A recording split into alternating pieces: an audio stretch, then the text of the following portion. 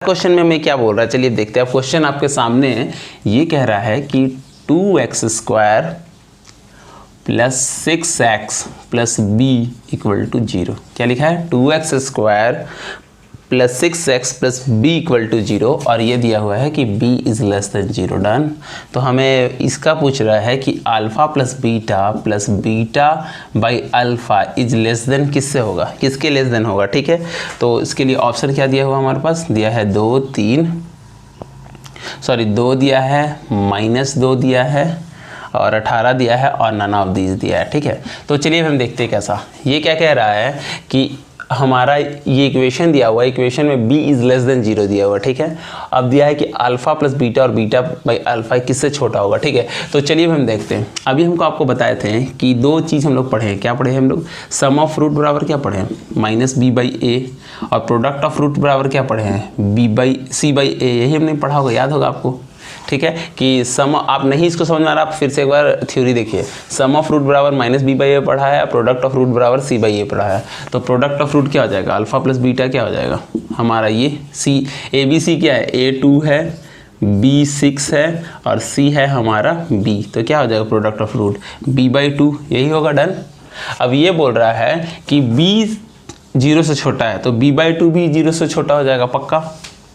जब ये कह रहा है b 0 से छोटा है तो b/2 भी 0 से छोटा हो जाएगा। ठीक है, तो मतलब कि अगर b 0 से छोटा होगा मतलब माइनस में होगा। क्या बोल रहे हैं? देखिए ये b माइनस में है, अगर b माइनस में है तो b/2 भी माइनस में होगा पक्का। अब b/2 माइनस में कब होगा? जब अल्फ़ा और बीटा दोनों अलग अलग साइन का होगा, अगर एक पॉजिटिव हो एक निगेटिव हो। क्योंकि अगर दोनों पॉजिटिव रहता तो ये दोनों अल्फ़ा इंटू बीटा अगर हम निकालते तो पॉजिटिव हो जाता। अगर दोनों निगेटिव रहता तो निगेटिव को भी गुना करते तो पॉजिटिव हो जाता। तो एक निगेटिव एक पॉजिटिव होना जरूरी है। डन।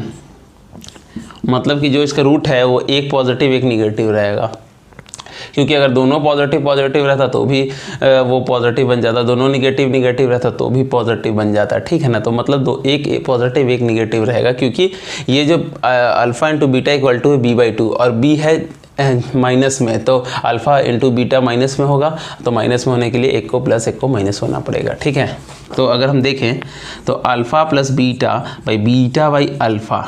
ठीक है, तो ये देख रहे हैं कि ये अगर ये कोई दोनों अलग अलग साइन का, मान लीजिए अल्फ़ा पॉजिटिव है और हमारा बीटा निगेटिव है, तो ये क्या होगा? Positive by negative plus positive by negative.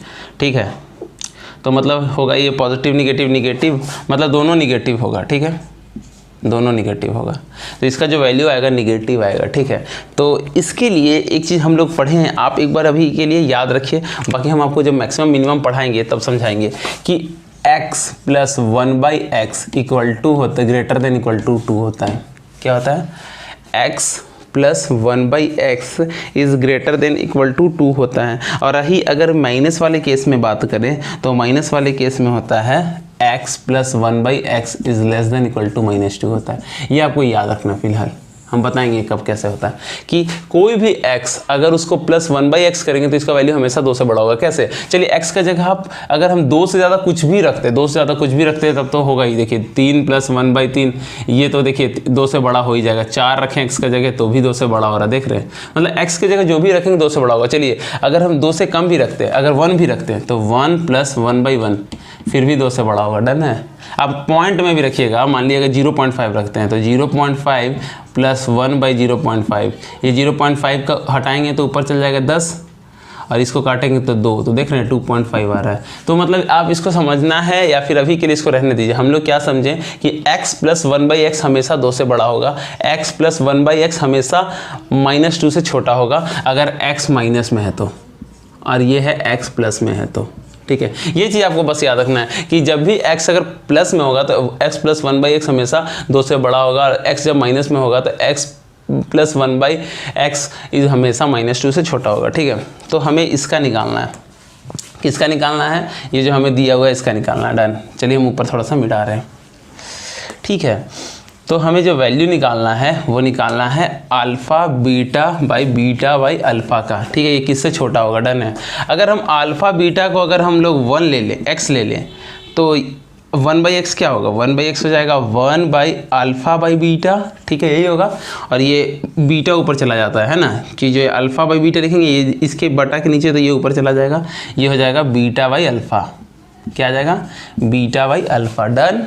तो हमें किसका वैल्यू पूछ रहा था, α/बीटा प्लस β/α, मतलब x प्लस 1/x, ठीक है।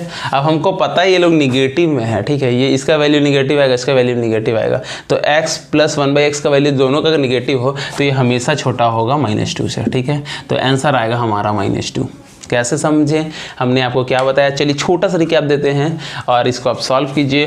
हम असाइनमेंट का भी क्वेश्चन करा रहे हैं ताकि आप पूरा इसको समझिए और कोई भी क्वेश्चन छूटे ना और हमें अच्छे से हो जाए। चलिए फिर से एक बार हम रिकैप दे रहे हैं। क्या करना था हमें, कि जैसे कि हमें पता है कि अल्फा इंटू बीटा क्या होता है हमारा c/a, तो c हो गया b डिवाइडेड बाई 2। अब b 0 छोटा है, b माइनस में है, तो ये भी माइनस में होगा।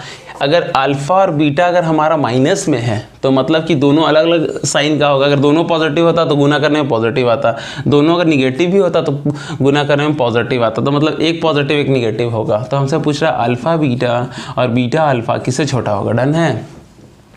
तो मान के चलिए कि अगर हम इसको x लेते हैं तो ये 1/x हो जाता है, तो x प्लस 1/x। अब दोनों निगेटिव में आएगा, इसका वैल्यू निगेटिव आता है, इसका वैल्यू निगेटिव आएगा, तो इसका वैल्यू -2 से छोटा होगा। हमने एक रूल देखा, इसका जो फॉर्मूला पढ़िए, बाकी हम जब पढ़ाएंगे आपको आगे तब हम आपको समझाएंगे इनइक्वालिटी में, ठीक है। इनइक्वालिटी में हम इस चीज़ को समझाएंगे, बाकी आप इस चीज़ को याद रखिए। चलिए अब हम अगला क्वेश्चन करते हैं, देर नहीं करते हैं, लोग अगला क्वेश्चन देखते हैं। अगला क्वेश्चन क्या कह रहा है कि हमारा दिया हुआ equation ax² plus 3x plus 2, ठीक है, और ये है इसमें a <0 है, ये दिया हुआ, ठीक है। तो हमें जो वैल्यू पूछ रहा है कि α² 2 प्लस β² 2 ये किससे बड़ा होगा, ये हमसे पूछ रहा है, ठीक है।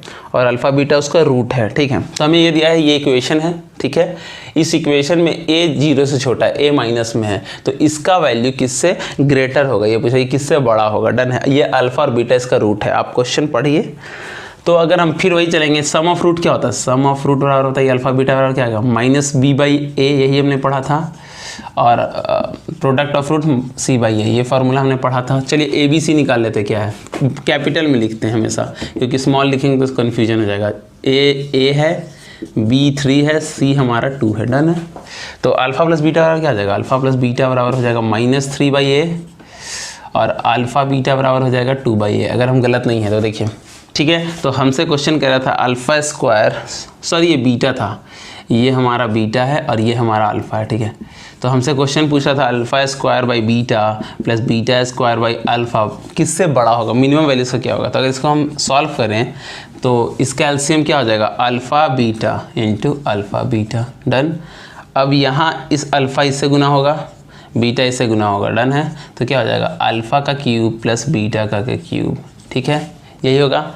एक फॉर्मूला हम लोग बचपन में पढ़े थे कि a³ प्लस b³ बराबर क्या होता है, a³ प्लस b³, ये 8 क्लास का चीज़, क्या होता है a प्लस b का whole cube -3ab a plus b, यही हमने पढ़ा था बचपन में। डन है। इस फार्मूला को हम लोग यूज करते हैं। चलिए लिख लीजिए, हम लिखवा दे रहे हैं ताकि जिसे दिक्कत हो उससे प्रॉब्लम ना हो, तो ठीक है। तो अभी क्या हो जाएगा, अल्फ़ा प्लस बीटा का क्यूब हो जाएगा -3 अल्फ़ा बीटा हो जाएगा प्लस अल्फ़ा प्लस बीटा हो जाएगा। कैसे, इस रूल से, देखिए, ठीक है। तो डिवाइडेड बाई हो गया हमारा अल्फ़ा और बीटा। डन।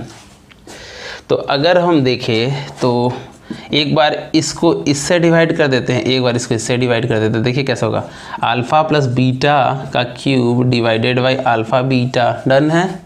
और -3 alpha beta divided by alpha beta, alpha plus beta. हमने क्या किया, अलग अलग डिवाइड कर दिया, बीच में माइनस था तो अलग अलग डिवाइड कर दिया, तो ये कट जाएगा, ये देखिए कट गया। डन। तो चलिए भी हम आगे बढ़ते हैं, इसको सॉल्व करते हैं, ठीक है।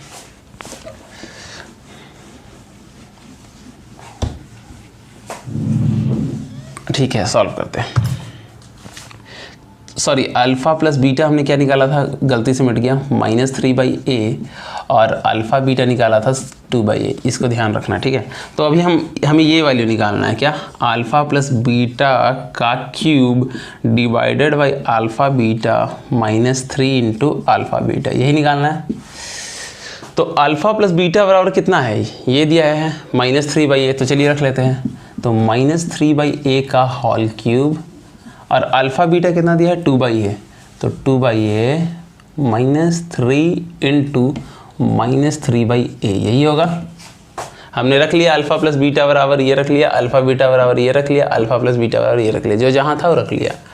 तो ये कितना हो जाएगा 27/a, और ये कैसा हो जाएगा इंटू 2, और a ऊपर चल जाएगा, ये नीचे रह जाएगा, a चल जाएगा ऊपर में। तो देख रहे हैं ये हो गया -27, ये माइनस होगा क्योंकि ये माइनस होता था, -27, और ये a क्यूब हो गया, ठीक है, और इसका 2 का 2 ही रह गया, a ऊपर चला गया, तो ये हो जाएगा।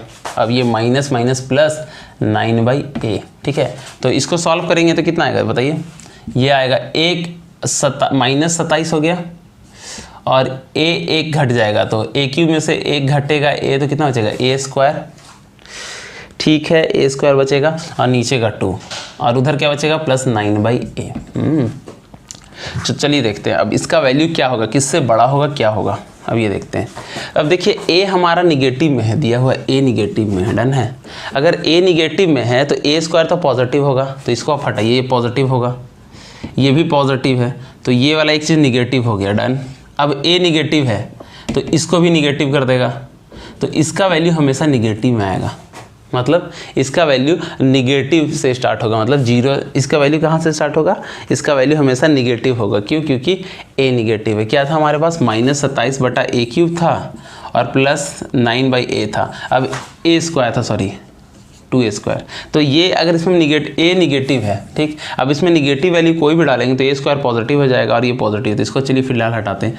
अब कोई भी इसमें निगेटिव वैल्यू डालेंगे, में मान ली -1 भी डालते तो -9 कर देगा, मतलब ये निगेटिव ही निकालेगा हमेशा, तो इसका वैल्यू हमेशा निगेटिव होना चाहिए, और ऑप्शन में हमेशा दिया है पॉजिटिव, तो इसका आंसर होगा नन ऑफ दीज, मतलब सारा निगेटिव, ठीक है। तो चलिए आगे बढ़ते कि हमारा जो इक्वेशन दिया हुआ है वो इक्वेशन दिया है 2x², ठीक है, माइनस दिया हुआ है हमारे पास a का क्यूब, ठीक है, +8a - 1, डन है, और x +a² - 4 = 0, ये दिया हुआ, ठीक है। और ये दिया है कि इसका जो रूट है वो अपोजिट साइन का है। रूट क्या है, रूट जो है वो अपोजिट साइन का है। अपोजिट साइन बोले तो एक पॉजिटिव एक निगेटिव है, मतलब, ठीक है। तो एक पॉजिटिव एक निगेटिव को गुना करेंगे तो हमेशा निगेटिव ही आएगा, ठीक है। तो a का वैल्यू पूछ रहा है, चलिए ठीक है, ये इक्वेशन दिया हुआ है और एक चीज़ बता रहा है कि रूट है अपोजिट साइन का, ठीक है। तो मान लीजिए प्लस और माइनस को गुना करेंगे तो फाइनली माइनस में आएगा, ठीक है।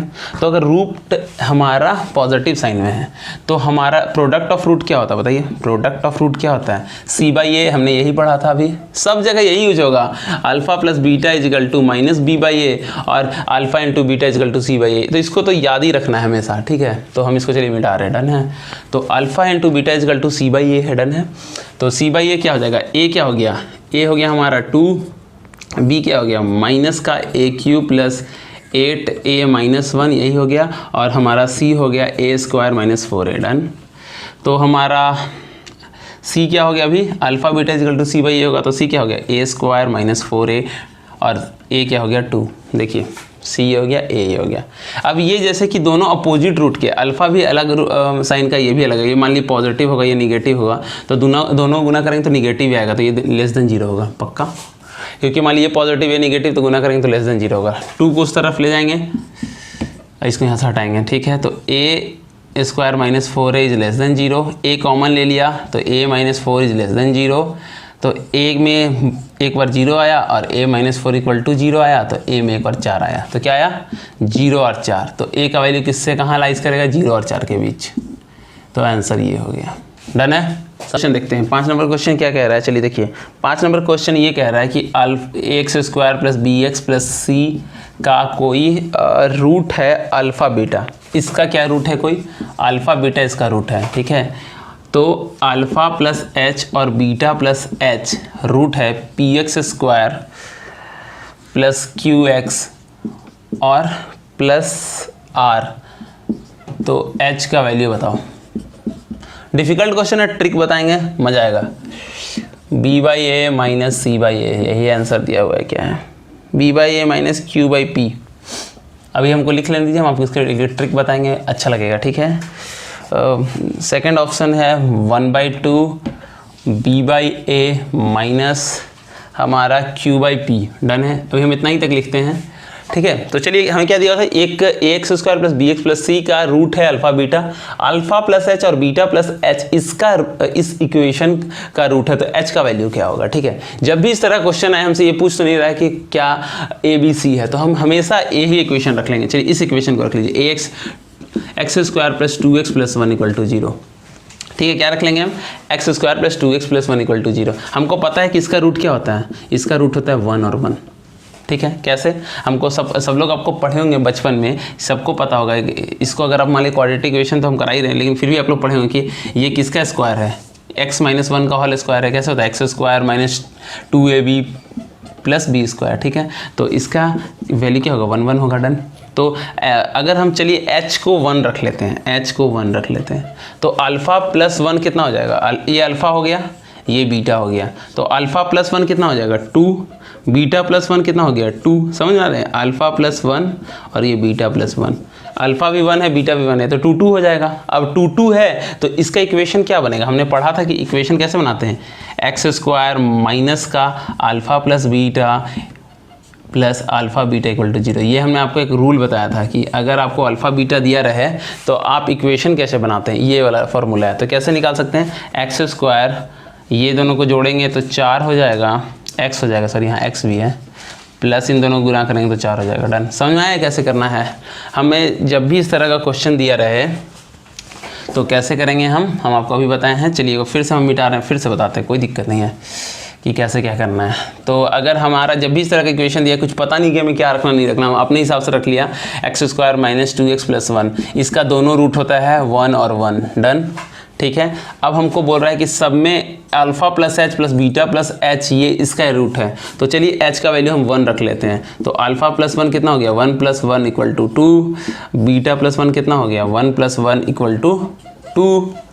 अब हमको अब इसका रूट पता है, एक रूट ये है, एक रूट ये है। जब दोनों रूट पता हो तो उसका इक्वेशन कैसे लिखते हैं, हम आपको बताए थे, x² माइनस रूट जो भी अल्फ़ा प्लस बीटा है। अभी आप अल्फ़ा बीटा से अगर कन्फ्यूज होइएगा तो इसको हम लिखते हैं √1 √2। क्या लिखेंगे, √1 प्लस √2 x प्लस √1 × √2। यही हमने पढ़ा था ट्रांसफॉर्मेशन ऑफ इक्वेशन में, ठीक है। तो कैसे होगा, x² माइनस ये 2 2 4 हो गया और प्लस 4 = 0। अब देखिए हमारे पास क्या क्या है। अब बोल रहा है h का वैल्यू क्या होगा, h का वैल्यू हमने 1 रखा है। अब देखते हैं 1 किस में आ रहा है, तो चलिए हम पहले डायरेक्ट b में रखते हैं, 1 आ रहा है b में रख के, चलिए देखते हैं। तो हमारा 1/2 b क्या है, हमारा b पहले वाली इक्वेशन में, यहाँ पे b क्या है बताइए, यहाँ से क्या हो गया, हमारा a हो गया 1, b हो गया -2, c हो गया हमारा 1, तो b हो गया हमारा -2, a कितना हो गया 1 माइनस, अब PQR इसमें से लेंगे, क्या है PQR, P हो गया हमारा 1, Q हो गया हमारा -4 और R हमारा हो गया 4। तो बोल रहा -Q, तो माइनस तो हमने लगा दिया, Q कितना है -4 है और P कितना है 1 है। तो अगर इसको हम सॉल्व करें तो 1/2 = -4, माइनस माइनस प्लस हो जाएगा 4, तो 1/2 × 2 = 1। तो देख रहे हैं 1 आ रहा है, तो आंसर बी हमारा सही होगा। डन है। तो जब भी क्वाड्रेटिक इक्वेशन दिया रहे, कुछ ना बोले, तो ये वाला इक्वेशन रखेंगे। ये इक्वेशन का हमको रूट पता है कि अगर किसी को कुछ नहीं याद है, इस इक्वेशन को रटो, याद रखो कि जब भी कोई कुछ पूछेगा, कुछ नहीं दिया रहा है, तो हम ये इक्वेशन रख लेंगे, x² माइनस 2x प्लस 1, यहाँ पे 1 1 रूट हो गया। अब दोनों में बोल रहा है h को बढ़ाना है, h को ले लिया हम 1, तो 2 2 हो गया, इक्वेशन फॉर्म किए तो इक्वेशन ये आ गया। अब a b c यहाँ से निकाल लिया, PQR यहाँ से निकाल लिया, ठीक। अब हमको h का वैल्यू 1 है, क्योंकि हम एक एक बढ़ाएं, h1 इसमें आ रहा है, इसमें b/a और q/p का वैल्यू रख रहे हैं, तो 1 आ रहा है, ठीक है। तो आंसर ये होगा। नहीं समझ में आया फिर बताइए। चलिए अभी आगे बढ़ते हैं, हम लोग देखते हैं कैसे क्या करेंगे, ठीक है। तो हमें दिया हुआ है कि if a belongs to z, a कोई z क्या होता है, z होता है इंटीजर वैल्यू, मतलब कि उसमें पॉइंट नहीं होगा, आप याद रखिए, z का मतलब होता है इंटीजर। ये भी हम आगे कराएंगे जब हम आपको रियल नंबर पढ़ाएंगे, नंबर सिस्टम पढ़ाएंगे, ठीक है। जेड का मतलब कि इंटीजर 1 2 3 4 -1 -2 -3, मतलब पॉइंट वैल्यू नहीं होगा, इसके जेड को बोलते हैं इंटीजर। मतलब जहाँ भी इंटीजर हो वहाँ पे होगा, मतलब हमारा नंबर होगा, पॉइंट वाला नहीं होगा, उसको कहते हैं इंटीजर। तो हमें क्वेश्चन में ये कह रहा है, चलिए क्वेश्चन पढ़ते हैं और लिखते हैं। क्वेश्चन ये कह रहा है कि हमारा है कोई x माइनस ए, ठीक है, और हमारा दिया हुआ है x माइनस ए और x minus 10 plus 1 equal to 0। क्या दिया हुआ है? x माइनस ए और x minus 10 plus 1 equal to 0। तो a का क्या वैल्यू होगा? चलिए a का वैल्यू हमें देखते हैं। a का वैल्यू हमें दिया हुआ है 10 और 8 पहला, दूसरा दिया है 12 और 10, ठीक है, तीसरा दिया है 12, 8 और चौथा दिया है नन ऑफ दीज, ठीक है। तो चलिए देखते हैं। तो x माइनस ए, x माइनस 10, अब ये प्लस 1 को उधर ले जाएंगे तो क्या हो जाएगा? -1, ठीक है। अब दोनों को गुना करके -1 कैसे आएगा? हो सकता है कि इसका वैल्यू अगर 1 हो और इसका वैल्यू अगर -1 हो तो दोनों को गुना करेंगे तो -1 आएगा, पहला ऑप्शन। या इसका वैल्यू -1 हो, इसका वैल्यू 1 हो, दोनों को गुना करेंगे तो -1 आएगा। यही दो तरीका है कि एक, चलिए एक वैल्यू ये है, एक डिब्बा ये वाला, और एक ये है, ये -1 हो और ये 1 हो, दोनों को गुना करेंगे तो ही -1 आएगा। या ये -1 हो और ये 1 हो, दोनों गुना करेंगे तभी -1 आएगा, ठीक है। तो चलिए फिर हम लोग देखते हैं कैसे क्या होगा। चलिए एक पहला कंडीशन ले लेते हैं, अब दो कंडीशन ले लेते हैं, केस 1 और एक केस 2। डन। केस 1 में क्या ले लेते हैं कि x माइनस 1 को ले लेते हैं 1 और x माइनस 10 को ले लेते हैं -1, पहला यही कंडीशन होगा।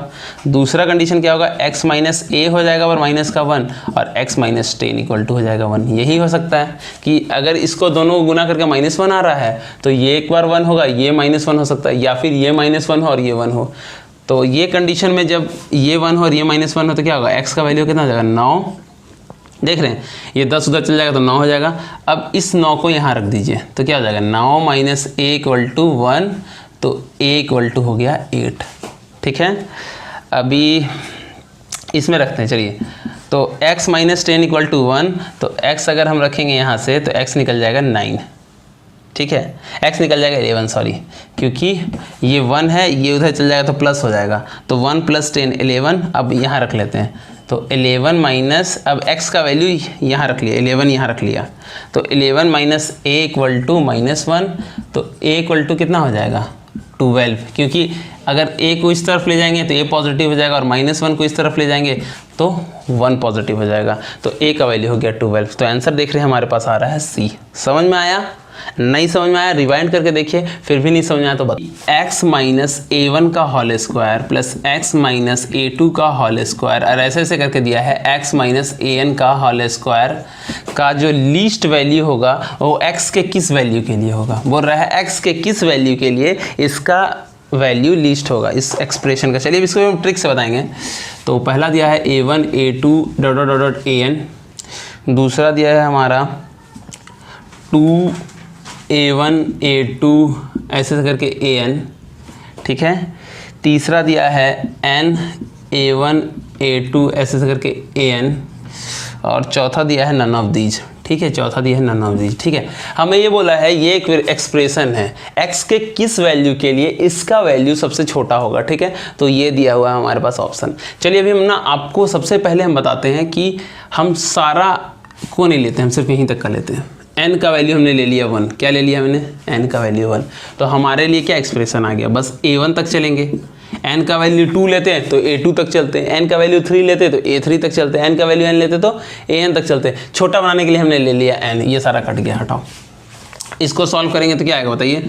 x square minus 2a1x plus a1 का होल स्क्वायर, यही होता है a माइनस b का होल स्क्वायर बराबर, अगर जिसको बहुत दिक्कत है तो वो लिख लिए a square minus 2ab plus b square, यही होता है। पढ़ा था हमने बचपन में, नहीं पढ़ा तो यहाँ देख लीजिए। डन है, तो ये रहा।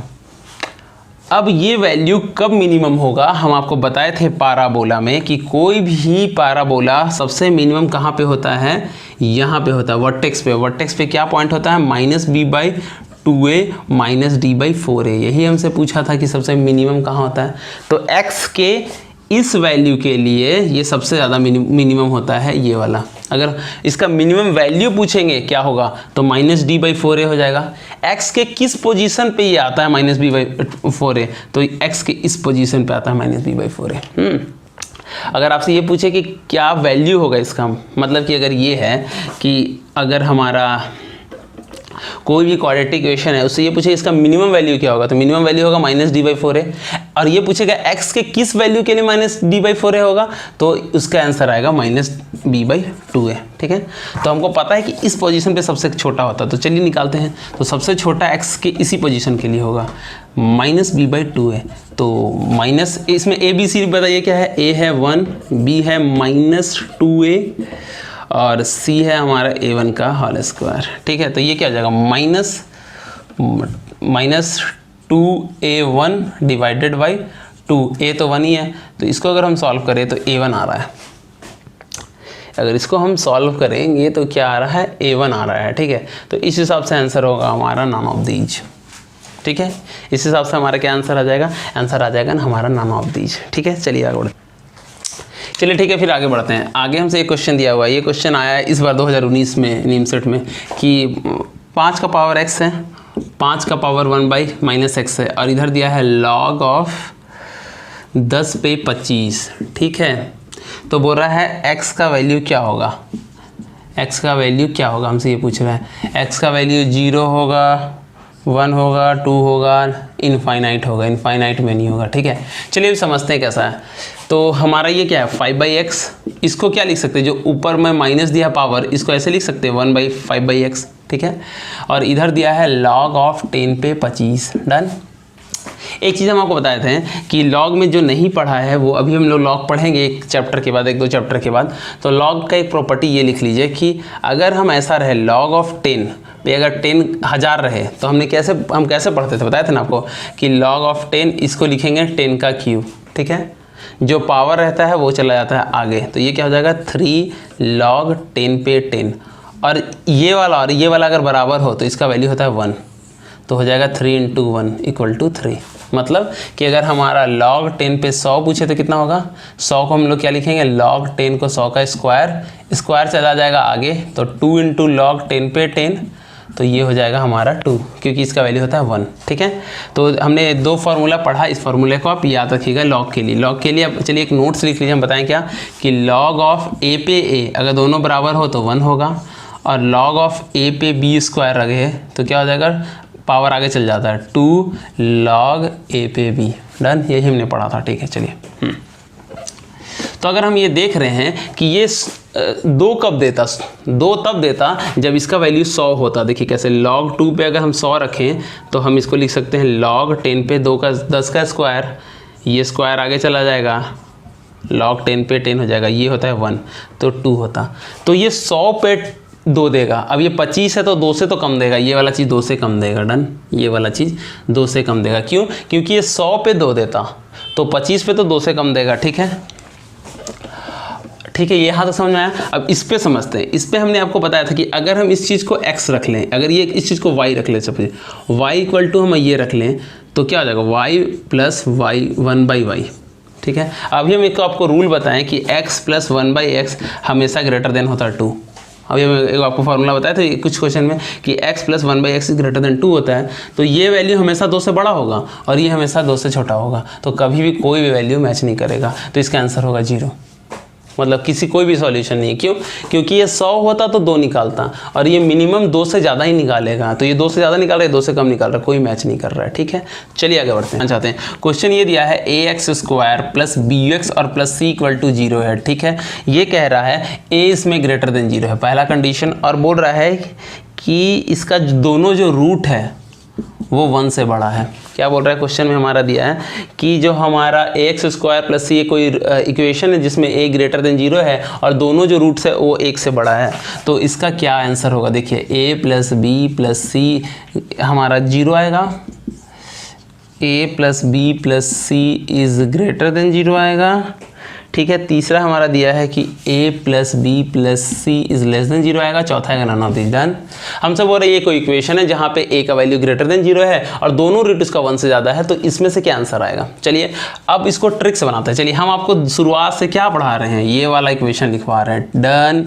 इसका हमको पता है कि रूट क्या होता है, 2 होता है और 4, दोनों 1 से बड़ा है, कंडीशन मैच कर रहा है। इसमें भी a 1 है, वो भी 0 से बड़ा है, तो कंडीशन मैच करके बस कंडीशन मैच कराना है, बस कंडीशन मैच कराना है। देखिए अब इसमें a कितना है 1 है, b कितना है -6 है और c कितना है 8 है। अब हम एक कंडीशन मैच कराते हैं। कंडीशन में बोला था a का 0 से होना बड़ा ज़रूरी है, तो ये 1 है जो कि इस कंडीशन को मैच कर गया। रूट इसका 1 से ज़्यादा होना चाहिए, तो ये भी ज़्यादा है, ये भी ज़्यादा है, ठीक है। तो अगर हम तीनों को जोड़ें a + b + c को जोड़ें तो क्या आ जाएगा 1 - 6 + 8 तो 9, 3 आ रहा, पॉजिटिव आ रहा है, मतलब आंसर बी करेक्ट होगा, ठीक है। 6 - x का पावर 4 + 8 - x का पावर हमारा दिया है 4 = 16 है। इसका नंबर ऑफ रूट्स बताना है कितना होगा। 0 होगा, 2 होगा, 4 होगा, नन ऑफ दीज होगा, ठीक है। 0 होगा, 4 होगा या नन ऑफ दीज होगा। तो चलिए एक इसमें छोटा सा कॉन्सेप्ट लेते हैं कि हम ना कोई एक वेरिएबल लेते हैं y, जो हम करा रहे हैं बस उसको करना है, इसके अलावा कुछ नहीं करना, आप समझ करके। y ले लिए हम 7 - x, क्या ले लिए हम y हम ले लिए 7 - x ले लिए, ठीक है। तो 6 - x क्या हो जाएगा y + 1 हो जाएगा, y - 1 हो जाएगा, देख रहे y - 1 होगा। इसमें अगर एक माइनस कर देंगे तो ये आ जाएगा 7 - x में से अगर हम -1 कर दें तो 6 - x आ जाएगा, देखिए आ रहा है, ठीक है।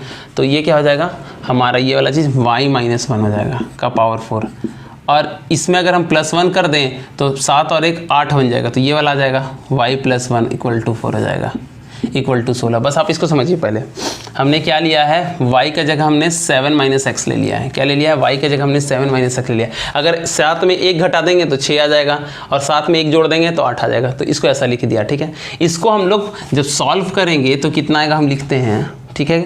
इसको अगर हम लोग सॉल्व करें तो y का पावर 4 + 6 y का स्क्वायर -7 = 0। अब यहाँ भी आपको डरना नहीं है कि ये कैसे सॉल्व करके आया, ठीक है। जब हम लोग पढ़ेंगे बाइनोमियल थ्योरम तो हम लोग इस चीज़ को करेंगे, कहाँ करेंगे, बाइनोमियल थ्योरम पढ़ेंगे तो हम इसको सॉल्व करने सीखेंगे, डन है। लेकिन अभी आप ये मान के चलिए इसके बाद ये आएगा, ठीक है। ये चीज़ हमने क्या रखा y = 7 - x रख दिया, ठीक है। इसमें से 1 घटाएगा तो ये आएगा, 1 बढ़ाएंगे तो ये आएगा, ठीक है। तो ये हो गया। हाँ, इसको सॉल्व करेंगे तो इतना आएगा। इसको आप फिलहाल के लिए ध्यान रखिए, जब हम लोग बाइनोमियल थ्योरम करेंगे तो इस चीज़ को हम लोग सॉल्व करेंगे। कैसे 0 होगा, ये क्या है, सॉरी हमारा y² -1 है, सॉरी -1 है और ये +7, ठीक है। तो हमारा कैसे होगा, एक y² -1 = 0 होगा और एक y² +7 = 0 होगा, यही होगा दोनों।